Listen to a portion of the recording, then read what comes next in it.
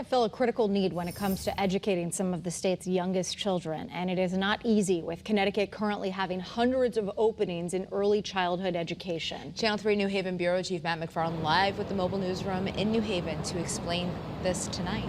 Matt. Well, right now there are thousands of youngsters who aren't in early child care settings, and it's simply because there aren't enough teachers, something the state and providers are trying to change.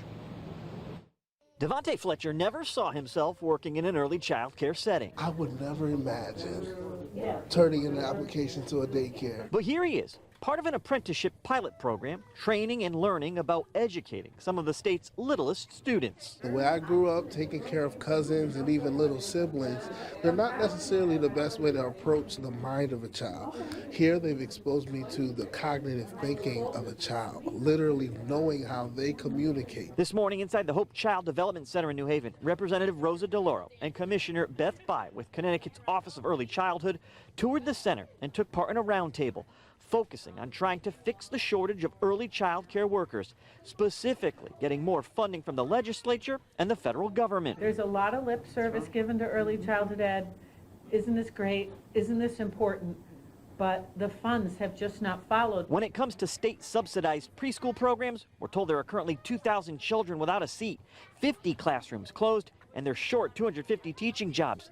Adding, that's just a small portion of child care programs in the state. It's mostly resignation and just anxiety and just looking for another space. Georgia Goldburn, who runs the center here, says that's what she's seeing from parents looking to get their kids in programs, only to tell them they don't have space. Or more specifically, teachers. Typically, we serve between 75 to 85 children each year. We are now at 56 children, not because there isn't a demand, but we're standing in a classroom that has been closed for a year and a half. And it's been closed for a year and a half because we simply cannot find the teachers to fill the spot.